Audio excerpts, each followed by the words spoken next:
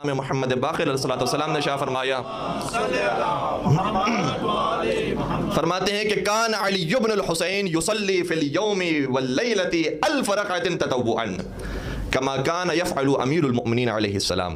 بیان فرماتے ہیں کہ ہمارے بابا امام سید سجاد دن و رات میں 1000 رکعت نماز پڑھا کرتے تھے، اور 1000 رکعت کو انسان ادا تو بہت آسانی سے کر جاتا ہے کیونکہ صرف صفر کا اضافہ کرنا ہوتا ہے، لیکن اگر اس کا اندازہ کرنا ہو کہ 1000 رکعت نماز پڑھنا یہ کیسا مرحلہ ہوتا ہے تو شب قدر میں 100 رکعت نماز پڑھ کے محسوس کیجئے گا، اور یقیناً آپ نے کی ہوں گی محسوس کہ جب انسان 100 رکعت نماز پڑھتا ہے تو کیا کیفیت ہوتی ہے۔ مولا سید سجاد روزانہ 1000 رکعت نماز پڑھا کرتے ہیں، اور یہ نماز اس وقت تک ہو ہی نہیں سکتی، اور اتنے شوق کے ساتھ اتنے طلب کے ساتھ انسان نماز کے لیے کھڑا ہی نہیں ہو سکتا جب تک اس کے دل میں عشق معبود موجود نہ ہو۔ مولا سید سجاد کے دل میں اور تمام ائمہ علیہم السلام اور انبیاء کرام کے دلوں کے اندر وہ عشق توحید، وہ عشق عبادت موجود تھا کہ جس کے بعد 1000 رکعت نماز پڑھنا بھی ان کے لیے آسان تھا۔ یہ تو دن کی کوتاہی ہے کہ یہ 24 گھنٹے کا ہوتا ہے اور اس میں 1000 سے زیادہ انسان رکعتیں نہیں پڑھ سکتا، ورنہ اگر دن طولانی ہو جاتا تو ان کی نمازیں بھی طولانی ہو جاتی۔ اور کسی نے کیا خوب کہا کہ گھر گھر میں مصلی کبھی آباد نہ ہوتے دنیا میں اگر سید سجاد نہ ہوتے۔ اور شہید محسن نقوی نے تو کسی اور انداز سے آقا سید سجاد کی شان بیان کی، توجہ فرمائیے گا، کہتے ہیں کہ سجاد کی آنکھیں ہیں کہ مرجع کی دکانیں ہیں۔ گریہ کیا ہے مولا سید سجاد نے، کبھی مصائب ابا عبداللہ پر، کبھی خود خوف خدا کے اندر۔ فرماتے ہیں کہ سجاد کی آنکھیں ہیں کہ مرجع کی دکانیں، سجاد کی آواز سے ہے گنگ زبانیں، سجاد کے دشمن اسے مانے کہ نہ مانے، گونجے گی زمانے میں جہاں تک یہ اذانیں، سجاد کے حصے میں یہ اعزاز رہے گا، سجاد پہ سجدوں کو صدا ناز رہے گا۔ یا علی یا علی یا علی۔ آقا سید سجاد کی نمازیں وہ ہیں کہ انسان اس وقت تک ادا ہی نہیں کر سکتا جب تک عشق معبود، عشق خدا موجود نہ ہو۔ اور پھر مولا سید سجاد کی نماز کی کیفیت عجیب ہوتی تھی کہ جب اذان کی آواز بلند ہوتی تھی مولا لرزنے لگتے تھے۔ کسی نے سوال کیا کہ کس بات کا خوف ہے، کیوں ڈر رہے ہیں؟ کہا کہ سلطان السلاطین نے آواز دی ہے، سلطان السلاطین نے اپنی بارگاہ میں بلایا ہے، لہٰذا اس کی بارگاہ میں جا کر جواب دینا ہے، لبیک کہنا ہے۔ اور جب وضو فرماتے تھے تو اس قدر گریہ کرتے تھے کہ وضو کی پانی کے اندر مولا کا اشک جاری ہو جاتا تھا اور وہ مل جایا کرتا تھا۔ پھر نماز کے لیے جب کھڑے ہوتے تھے اللہ اکبر کے ساتھ مولا سید سجاد کی جب نماز شروع ہوتی تھی اور پڑھتے پڑھتے الحمدللہ رب العالمین الرحمن الرحیم مالک یوم الدین پر پہنچتے تھے تو اس آیت کو تکرار فرمایا کرتے تھے، مالک یوم الدین مالک یوم الدین۔ اور ایک مرتبہ کسی شخص نے دیکھا کہ مولا سید سجاد نماز پڑھ رہے ہیں تو عام طور پر بزرگان کا طریقہ یہ ہوتا ہے اور جو زاہد نما افراد ہوتے ہیں ان کا طریقہ یہ ہوتا ہے کہ وہ اپنے لباس کی بہت احتیاط کرتے ہیں کہ امامہ ان کا کیسا ہو، لباس ان کا کیسا ہو، ابا ان کی کیسی ہو، ردا ان کی کیسی ہو۔ لیکن مولا سید سجاد جب نماز پڑھ رہے تھے تو ان کی ردا گر گئی اور اس کی طرف توجہ نہیں کی۔ کسی نے نماز ختم ہونے کے بعد مولا سوال کیا کہ مناسب ہوتا کہ آپ اپنے ردا کو اپنے دوش پر رکھتے اور پھر نماز کو جاری رکھتے؟ کہا تجھے معلوم نہیں میں کس کی بارگاہ میں کھڑا تھا، میں کس کی بارگاہ میں کھڑا رہ کے نماز پڑھ رہا تھا۔ اس کی طرف توجہ نے مجھے ساری طرف سے غفلت میں مبتلا کر دیا اور میں غافل ہو گیا کہ دنیا میں کیا ہو رہا ہے۔ حتیٰ واقعہ یہ ملتا ہے کہ مولا سید سجاد نماز پڑھ رہے تھے اور ایک جگہ آگ جل رہی تھی اور مولا کا بچہ اس آگ کی طرف آگے بڑھ گیا۔ یہ روایت کی جملہ یہ ہے کہ کنواں موجود تھا اور کنویں کی طرف وہ بچہ آگے بڑھ گیا اور کنویں میں گر گیا۔ لوگ پریشان ہو گئے، آقا سید سجاد کو آوازیں دی کہ آپ کا بیٹا گر گیا ہے، مولا سید سجاد کو آوازیں سنائی نہیں دے رہی تھی۔ اس قدر توجہ تھی پروردگار کی محبت کے اندر، ان کی عبادت کے اندر۔ اور پھر یہ آپ کو اگر توجہ محسوس کرنی ہو کہ کیسے ممکن ہے کہ انسان اتنا غرق ہو جائے عبادت کے اندر، اتنا غرق ہو جائے سجدہ معبود کے اندر، تو یہ محسوس کیجئے گا کہ جب یوسف گزر رہے تھے اور مصر کی عورتیں اس حسن یوسف کو دیکھ رہی تھی تو انہیں خبر نہیں تھی کہ ان کے ہاتھوں کے ساتھ کیا ہو رہا۔ جب عشق مجازی کی یہ کیفیت ہوتی ہے تو پھر عشق حقیقی میں جو مبتلا ہو پھر اس کی کیا حالت ہوگی۔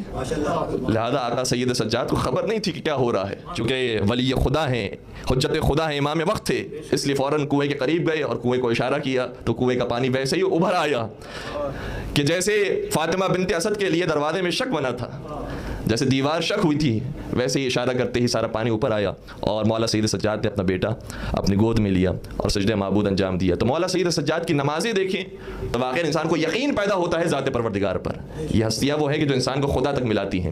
اور پھر مولا کی دعائیں دیکھیں صحیفہ کاملہ جو ہمارے گھروں کے اندر موجود ہے، بہترین کتاب ہے. اور یہ کتاب وہ ہے کہ آیت اللہ مرشد نجفی نے، ایک بڑے اہل سنت عالم دین جو مصر کے استاد تھے، الازہر یونیورسٹی کے آغا طنطاوی، ان کو یہ تحفتاً دی تھی کتاب. کیونکہ آپ کو معلوم ہے کہ بعض ممالک ایسے ہیں کہ جو اتنا تشیع سے تعصب رکھتے ہیں کہ انہوں نے اپنے کتاب خانوں کے اندر اہل بیت سے منسوب کتابیں بھی نہیں رکھی ہیں، چاہے انہیں خلیفہ مانتے ہوں، چاہے انہیں اہل رسول میں سے مانتے ہوں، چاہے انہیں اہل بیت رسول میں سے بھی مانتے ہوں، رسول کا کلمہ پڑھنے والے ہیں، لیکن اہل رسول کی کتابیں اپنے کتاب خانوں میں نہیں رکھی ہیں. ان میں سے ایک کتاب صحیفہ سجادیہ بھی ہے، جو بلاغہ بھی اسی طریقے سے. صحیفہ سجادیہ انہوں نے تحفے میں دی، کس نے؟ آیت اللہ مرشد نجفی نے علامہ طنطاوی کو. اور جب علامہ طنطاوی نے یہ کتاب پڑھی تو آیت اللہ مرشد نجفی کو لکھا کہ آپ کے پاس وہ علمی ذخیرہ موجود ہے کہ جس کے بعد آپ کو کسی اور علمی کارنامے کی ضرورت نہیں ہے. کاش یہ علمی ذخیرہ ہمارے پاس ہوتا تو ہم ترقی کی منزلوں پر آگے ہو جاتے. 15 دعائیں ہیں، 15 مناجات ہیں جو مولا سید سجاد کی ہے. کتنے خوبصورت طریقے سے پروردگار کو پکارا ہے، کس طریقے سے پکارا. پہلی مناجات کا جملہ کیا ہے؟ مناجات التائبین. مناجات الشاکین موجود ہے، مناجات الراجین موجود ہے، مناجات المتوسلین موجود ہے، مناجات التائبین موجود ہے. مختلف مناجات مولا سید سجاد نے بیان کی ہے اور یقیناً اس کا ترجمہ پڑھنے کے قابل ہے. جو سب سے پہلی مناجات ہے اس کا سب سے پہلا پیراگراف آپ کی خدمت بیان کر رہا ہوں. مولا فرماتے ہیں بسم اللہ الرحمن الرحیم. الہی البستنی الخطایا ثوب مذلتی وجللنی التباعد منک لباس مسکنتی وامات قلبی عظیم جنایتی فاحیہ بتوبۃ منک یا املی وبغیتی ویا سؤلی ومنیتی. مولا فرماتے ہیں کہ اے میرا اللہ، اے میرے پروردگار، اے میرے معبود، میں نے جو لباس پہنا ہے وہ خطاؤں کا لباس پہن لیا ہے، اور پھر میں تیری بارگاہ میں جو حاضر ہو رہا ہوں ویسے حاضر ہو رہا ہوں کہ کسی سلطان و سلاطین کی بارگاہ میں حاضر ہونے کے لیے جب فقیر پہنچتا ہے تو اپنے آپ کو بہت دور محسوس کرتا ہے. تیری جلالت اور تیری جاہ و جلالت کی وجہ سے میں تجھ سے دور اپنے آپ کو محسوس کرتا ہوں. وَأَمَاتَ قَلْبِي عَظِيمُ جِنَایَتِي. اور اے خدا، مجھے نہیں معلوم کہ کتنی غفلتیں مجھ سے سرزد ہو گئی، کتنی بڑی بڑی غفلتیں مجھ سے سرزد ہو گئی، جس کے بعد میرا دل، فرما رہے مولا سید سجاد کا جملہ عرض کر رہا ہوں، وَأَمَاتَ قَلْبِي، میرا دل مردہ ہو گیا. اور یہ مولا سید سجاد نے اور ائمہ علیہم السلام نے سکھایا ہے کہ چاہے تم کسی بھی معراج پر فائز ہو جاؤ، چاہے تم کتنی ہی عبادتوں کے ستون پر قائم ہو جاؤ، لیکن جب خدا کے حضور پہنچو تو ایسے حاضر ہو جیسے کائنات کا سب سے بڑا گنہگار حاضر ہو رہا ہے. یہ اہل بیت نے سکھایا ہے. مولا حسین کی دعائے عرفہ کا جملہ یہ ہے جو بڑا کمال ہے عبادت کا. فرماتے ہیں کہ الہی من کانت محاسنہ مساوی فکیف مساویہ مساوی. اگر ہم نیکیاں بھی تیرے پاس لے کر آئیں تو ایسا ہے کہ جیسے برائیاں تیرے پاس لے کر آ گئے. تو اگر کوئی برا ہی تیرے پاس لے کر آ جائے تو وہ کتنا برا ہوگا. کس معراج پر فائز ہے. تو یہ بار بار سکھایا ہے ہمیں کہ چاہے تم کتنے ہی نماز کے پابند ہو، کتنے ہی روزوں کے پابند ہو، کتنی زیارتیں کرنے والوں، کتنے ہی حج کرنے والوں، کتنی زکات دینے والوں، لیکن خبردار اپنے نیک عمل کو نیک نہ سمجھنا. اور کتنے ہی افراد ایسے ہوں جو تم سے پست ہوں، پائین ہو، تمہارے مقابلے میں ان کی نیکیاں کم ہوں، لیکن یہی تصور کرنا کہ ایک مرتبہ اگر اس نے کہہ دیا استغفر اللہ ربی واتوب الیہ، تو جس نے اعتراف کر لیا اس کا کیا مقام ہو جائے گا خدا کے نزدیک. ویسا مقام ہمارا نہ ہو. دعائے ابو حمزہ صومالی کو دیکھیے. دعائے ابو حمزہ صومالی کے اندر مولا پروردگار کے حضور ایسا نہیں کہ 10 منٹ کلام کرتے ہیں، 15 منٹ کلام کرتے ہیں، 20 منٹ کلام کرتے ہیں، اس کے بعد کوئی جملے نہیں ہیں، کوئی گفتگو کی بات نہیں ہے. اور تصور فرمائیے اگر یہ دعائیں نہ ہوں اور ہم خدا کی بارگاہ میں آئے اور کلام کرنے بیٹھے تو ہمارے پاس کون سی باتیں خدا سے کہنے کے لیے. صحیفہ سجادیہ ہے، دعائے امام سجاد ہے، تو ہم کچھ نہ کچھ کہہ پاتے ہیں پروردگار سے. یہ تو خدا سے کہنے کا سلیقہ سکھایا ہے اہل بیت نے. یا میں یوں کہہ دوں کہ خدا نے اہل بیت سے محبت کا سلیقہ سکھایا ہے اور اہل بیت نے خدا سے گفتگو کا سلیقہ سکھایا ہے. ابو حمزہ صومالی کی معراج پر پہنچنے کے بعد کس قسم کے جملے ہیں جو مولا سید سجاد کی زبان سے جاری ہوتے ہیں، جو میں حقیر سا انسان اگر ترجمہ بھی کرنے بیٹھوں تو میرے رونٹے کھڑے ہو جاتے ہیں. مولا فرماتے ہیں میں گریا کرتا ہوں اس منظر کو یاد کر کے جب مجھے قبر سے نکالا جائے گا، اور جب قبر سے نکالا جائے گا تو میرے دائیں ہاتھ میں یا بائیں ہاتھ میں نامہ اعمال کو رکھا جائے گا. اور یانا ذلیلا حقیرا، ایسے جملے ہیں کہ جس کا ترجمہ میں یہاں پر آپ کی خدمت بیان نہیں کر سکتا. خود انسان پڑھے، خلوت کے اندر پڑھے کہ کیسے کیسے جملے ہیں کہ جو مولا سید سجاد نے خدا کے حضور بیان فرمائے ہیں. اور یہ اہل بیت کا کرم ہے، توجہ فرمائیے گا، یہ اہل بیت کا کرم ہے کہ دعا ہے مولا سید سجاد کی، لیکن اس دعائے مولا سید سجاد کو ہم دعائے سید سجاد نہیں کہتے، دعائے ابو حمزہ صومالی کہتے ہیں. بیدار رہیے گا، ہم دعائے سجاد کو دعائے ابو حمزہ صومالی کہتے ہیں. یہ بالکل ایسے ہی ہے کہ جیسے دعائے امیر المومنین کو دعائے کمیل کہتے ہیں. اہل بیت کا در یہ ہے کہ جس در سے کوئی دعا لے کر چلا جائے تو صرف دعا نہیں لیتا، پھر نام بھی اسی کا ہو جاتا ہے، پھر دعا بھی اس کی ہوتی ہے اور نام بھی قیامت تک اس کا جاری رہتا ہے. درود پڑھ دیجئے محمد و آل محمد. سید سجاد نے ایک اور کام کیا اپنی زندگی کے اندر کہ خرید و فروخت کی ہے. کس کی؟ خوبصورت چیزوں کی نہیں، خرید و فروخت کی ہے غلاموں کی. کنیزوں کی. اور جب خرید و فروخت کرتے تھے تو دنیا والے سمجھ رہے تھے کہ یہ اپنی خاطر کر رہے ہیں, لیکن انہیں معلوم نہیں تھا کہ جب مولا سید سجاد غلام کو خریدیں گے اور کچھ سال کے بعد آزاد کریں گے تو یہ غلام بن کر آزاد نہیں ہوگا, یہ ائمہ علیہم السلام کا شیعہ بن کر باہر مبلغ بن جائے گا. مولا سید سجاد نے لوگوں کو سامنے تقریریں نہیں کی ہیں, لوگوں کے سامنے افراد کو, مبلغین کو تیار نہیں کیا ہے, غلاموں کو خریدا اور کہا کہ ہماری گھر کی زندگی دیکھو, ہماری نمازیں دیکھو, ہمارا اٹھنا بیٹھنا دیکھو, ہمارا چلنا پھرنا دیکھو. اور اس کے بعد جب انہیں آزاد کرتے تھے تو وہ آزاد نہیں ہوتا تھا, امام کی محبت میں گرفتار ہوتا تھا. ایک کنیز ہے, کھانا پیش کرنے کے لیے امام کی خدمت میں تشریف لائی, اور جب جیسے کھانا دینے والی تھی اس کے ہاتھ سے برتن گرا اور گرم گرم کھانا امام کے سر اقدس پر آیا.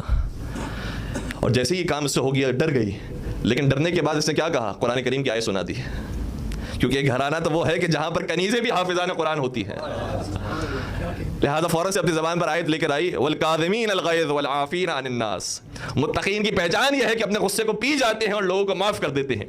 امام نے ارشاد فرمایا انت حر لوجہ اللہ, میں نے تجھے آزاد کر دیا اللہ کے لیے. اور اسی طریقے سے غلام کا بھی اس سے ملتا جلتا واقعہ ہے, وہ بھی امام کی خدمت میں کھانا لے کر آیا, اور امام کا طریقہ یہ تھا کہ غلاموں کے ساتھ بیٹھ کر کھانا کھایا کرتے تھے. اب جب دسترخوان بچھا ہوا ہے, اس کے اندر بہت بڑی تعداد کے اندر لوگ موجود ہیں, اچانک سے بچہ گزرا اور امام ہی کا بچہ تھا, امام ہی کا فرزند تھا, اور جہاں جو شخص کھانا لے کر آ رہا تھا اس سے ٹکرا گیا, اور جیسے ٹکرانا تھا کھانا اس بچے کے اوپر آیا, اور اس دیگ کا یا اس برتن کا وزن اور اس کی گرماش اتنی زیادہ تھی کہ بچہ نہ صرف زخمی ہو گیا بلکہ شہید ہو گیا. اب بچہ اگر مر جائے تو کیفیت کیا ہوتی ہے. ہمارا تو شاید چھوٹا سا بھی کوئی مسئلہ بچوں کی وجہ سے خراب ہو جائے تو جتنا غصہ ہوتا ہے وہ کمزوروں پر ہی نکلتا ہے. اس وقت وہ جب گھبرا گیا, امام نے ارشاد فرمایا انت حر لانک لم تعتمد, تو آزاد ہے کیونکہ تو نے جان بوجھ کر یہ غلطی نہیں کی ہے. اور امام نے اس موقع پر اسے آزاد کر دیا. اب ایسا شخص جو ایسے موقع پر آزاد ہوگا, وہ آزاد ہوگا یا امام کا غلام ہوگا؟ کہ ماہ رمضان کی جو آخری رات آتی تھی, جو عید کی رات ہوتی تھی, شب عید, اس وقت سارے غلاموں کو, سارے کنیزوں کو جمع کرتے تھے اور یہ دعا کرواتے تھے, کہتے تھے کہ یہ دعا کرو سید سجاد کے لیے کہ جس طریقے سے سید سجاد نے تمہاری خطاؤں کو معاف کر دیا, پروردگار سید سجاد کی خطاؤں کو معاف کر دیا. اور میں نے آج عید کے دن سب کو آزاد کر دیا. یہ جو آزاد ہوتے تھے یہ تشیع کی خدمت کرتے تھے, یہ امام کے پیغام کو پہنچایا کرتے تھے. تو ایک طریقہ امام کے پیغام کو پہنچانے کا دعاؤں کے ذریعے, دوسرا طریقہ غلاموں کے ذریعے, کنیزوں کے ذریعے, تیسرا طریقہ امام کا خود کا اخلاق اتنا خوبصورت ہے کہ کوئی خاص تبلیغ کرنے کی ضرورت نہیں ہے, کچھ آ کر قال رسول اللہ اور آیت قرآن سنانے کی ضرورت نہیں ہے. پورے مدینے کے اندر یہ عجیب کیفیت تاری تھی, روایت کے اندر ملتا ہے کہ عجیب ماحول تھا کہ ہر رات جو بھی غریب ہوتا تھا, فقیر ہوتا تھا, اس کے گھر پہ کھانا آ جایا کرتا تھا. اب لوگوں کو کھانے سے مطلب ہے, دینے والے سے مطلب نہیں.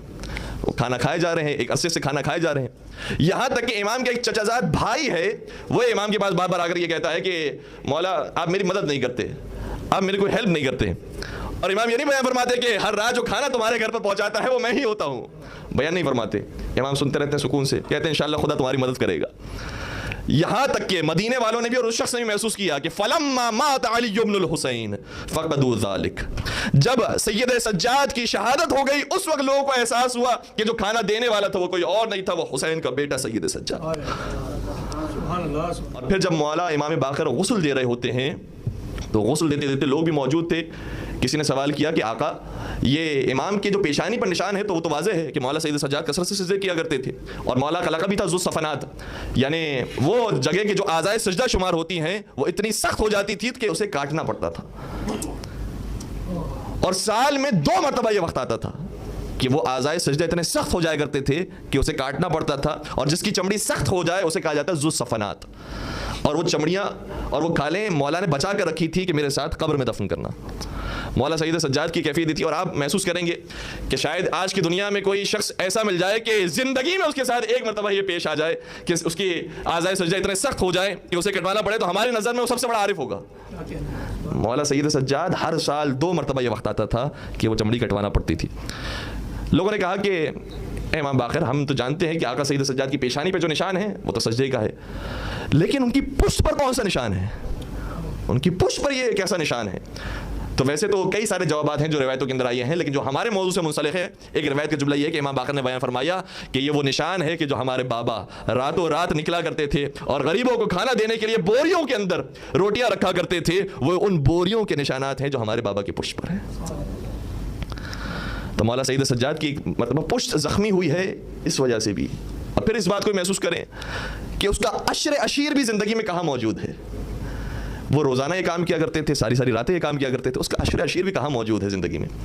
تو اگر کوئی امام کی شبیہ بن جائے, امام کے حقیقی غلام بن جائے, تو پھر تشیع کی تبلیغ کرنے کی ضرورت نہیں ہے, خود بخود لوگ اہل بیت کے چاہنے والے ہو جائیں گے. مولانا سید سجاد کا ایک اور طریقہ یہ تھا تبلیغ دین کرنے کا کہ بہت زیادہ سفر کیا کرتے تھے, مدینے سے باہر نکلا کرتے تھے. اب مدینے کے اندر تو لوگ جانتے ہیں کہ آقا سید سجاد کی سیرت کیا ہے, اور کچھ عرصے ملاقات کر لی, مولانا سید سجاد سے شیعہ بن گیا. لیکن اب دنیا والوں کو بھی تو شیعہ بنانا ہے, دنیا والوں تک بھی تو رسول کا اور قرآن کا پیغام عام کرنا ہے. لہذا مولا کثرت سے سفر کیا کرتے تھے, مدینے سے عمرے پر جایا کرتے تھے, مدینے سے حج پر جایا کرتے تھے, مدینے سے زیارت کربلا پر جایا کرتے تھے, مدینے سے زیارت امیر المومنین پر جایا کرتے تھے. اور جو اس سفر میں مولا کو دیکھتا تھا وہ پھر مولا کا عاشق ہو جاتا تھا. مولا کاروان کے اندر جاتے تھے اور اپنی پہچان نہیں کرواتے تھے, اور عام طور پر انتخاب کرتے تھے ان کاروانوں کا کہ جو جانتے نہیں تھے کہ یہ کون ہے. اب مولا سید سجاد اس کاروان کے اندر موجود ہیں, کبھی کسی کاروان کے یہاں کسی کو بوجھ اٹھانے کی ضرورت پیش آتی ہے, سامان اٹھانے کی ضرورت پیش آتی ہے, تو مولا کو کہہ دیتا ہے پتہ نہیں کہ کون ہے. کہتے ہیں کہ آپ ہماری مدد کیجئے. مولا مدد کرتے ہیں. کہا فرزند رسول, کا حسین کے لال, کا علی کے پوتے ہیں, زین العابدین سید الساجدین. قیامت کے میدان میں آواز دی جائے گی این زین العابدین, عبادت کرنے والوں کی زینت کہاں ہے. انبیاء موجود ہوں گے, ائمہ موجود ہوں گے, اگر کوئی بلند ہوگا تو وہ حسین کا لالا سید سجاد ہوگا. وہ سید سجاد جو معراج پر فائز ہے عبادتوں کی, لوگ یہ کام کر رہے ہیں, برتن دھونے کی ضرورت پیش آتی ہے, کبھی مالش کرنے کی ضرورت پیش آتی ہے, ایسے کام انجام دے رہے ہیں. اور اگر پتہ چل جاتا تھا کسی کو کسی موقع پر کہ کوئی معمولی شخص نہیں, علی ابن الحسین ابن علی ابن ابی طالب ہے, تو اگلا دن آتا تھا, لوگ تلاش کرتے تھے کہ اب سید سجاد کہاں ہیں. اس کاروان میں سجاد نظر نہیں آتے تھے. ایک کاروان کو چھوڑ کر دوسرے کاروان میں شامل ہو جاتے تھے, دوسرے سے تیسرے کاروان میں شامل ہو جاتے تھے, اور یہ کاروانوں میں جو شامل ہوتے تھے تو پورے کاروان کو شیعہ بنا جاتے تھے. اس طریقے سے شیعت ترقی پا رہی ہے. کتنے طریقے ایسے ہیں کہ جو امام نے تبلیغ کے سکھائے ہیں. ممبر تو بہت بڑا ذریعہ ہے, ممبر بہت بڑا ذریعہ ہے آج کے زمانے میں, لیکن صرف یہی ایک ذریعہ نہیں ہے, کتنے اور ذریعے ہیں, کتنے اور طریقے ہیں اہل بیت علیہ السلام کی دین کی تبلیغ کرنے کے. اور کوئی شخص جب پہنچتا مکہ کے شہر میں داخل ہوتا تو مولا سید سجاد کو دیکھتے کہ مولا طواف انجام دے رہے ہیں, مولا وہاں پر نمازیں پڑھ رہے ہیں. ایک مرتبہ ہشام بن عبد الملک بن مروان جو حاکم وقت تھا, ظالم بادشاہ تھا, وہ بھی اس سال حج کرنے کے لیے آیا. امام بھی موجود ہے حج کرنے کے لیے, اور کون آیا؟ ہشام بن عبد الملک بن مروان, مروان کا پوتا علی کے پوتے کے سامنے آیا. اب جب اس نے دیکھا خانہ کعبہ کے پاس تو اتنی بھیڑ لگی تھی, اتنا جم غفیر تھا کہ وہ طواف نہیں کر سکا. وہ وہاں کھڑے رہ کر حجر اسود کو بوسہ نہیں دے سکا, وہ وہاں قریب کھڑے رہ کر نماز نہیں پڑھ سکا. لیکن کیا دیکھا کہ ایک اسی مجمع کے اندر جوان ہے جو طواف کرتا ہے تو اس کے پیچھے پیچھے جمعیت چلتی ہے, اس کے پیچھے پیچھے لوگ چلتے ہیں. اور جب اس کا طواف مکمل ہوتا ہے اور وہ حجر اسود کو بوسہ دینے کے لیے جاتا ہے تو اسے تو جگہ نہیں ملی تھی. لوگ اس کے لیے ایسے جگہ بناتے ہیں جیسے فاطمہ بنت اسد کے لیے خانہ کعبہ نے جگہ بنائی. اور وہ داخل ہوتا ہے اس مجمع کے اندر اور حجر اسود کو بالکل سکون کے ساتھ بوسہ دیتا ہے اور سکون کے ساتھ کھڑے رہ کر قریب نماز پڑھتا ہے. ہشام بن عبد الملک نے ایک مرتبہ کہا کہ یہ کون ہے کہ اس کے اتنے چاہنے والے, اس کے لیے اتنی جگہ دینے والے, اس کے لیے اتنی دل میں عزت رکھنے والے. یہ تو اس وقت ایک مشہور شاعر فرزدق موجود تھا. فرزدق, اس کا نام یقیناً آپ نے سنا ہوگا. یہ شاعر اہل بیت بھی ہے اور حافظ قرآن بھی ہے. مولا متقیان نے سے کہا تھا, فرمایا تھا کہ جس طریقے سے تو اہل بیت کے لیے مدحت سرائی کرتا ہے اسی طریقے سے قرآن کریم کی آیتوں کی بھی تلاوت کیا کر. اور یہ مولا کے فرمان کو سن کر حافظ قرآن بنا ہے. فرزدق اس مقام پر موجود تھا, کہنے لگا میں جانتا ہوں یہ کون ہے. تو نہیں جانتا یہ کون ہے, میں بتاتا ہوں یہ کون ہے. انت الذی ودعت, انت الذی سجدت بدحا وطعتا وانت الذی تعرف الحل والحرم. یہ وہ ہے کہ جس کو مکے کی خاک بھی سجدہ کرتی ہے اور بیت خدا بھی اس کے قدم بوسی کرتا ہے, اور چاہے خدا کا حل ہو یا خدا کا حرم سب اس کے سامنے سجدہ ریز ہو جاتے ہیں. اس کو دنیا کا ایک ایک ذرہ جانتا ہے اور تم مجھ سے سوال کرتا ہے کہ یہ کون ہے, تو میں بتاتا ہوں یہ وہ ہے. هذا التقی النقی العلی الطاہر العلم. یہ وہ ہے جو تقی بھی ہے, یہ نقی بھی ہے, یہ پاک و پاکیزہ بھی ہے, اور یہ پورے دین اسلام کی بنیاد بھی ہے. محمد وآل محمد صلوات اللہم صلی علی محمد وآل محمد وعجل فرجهم.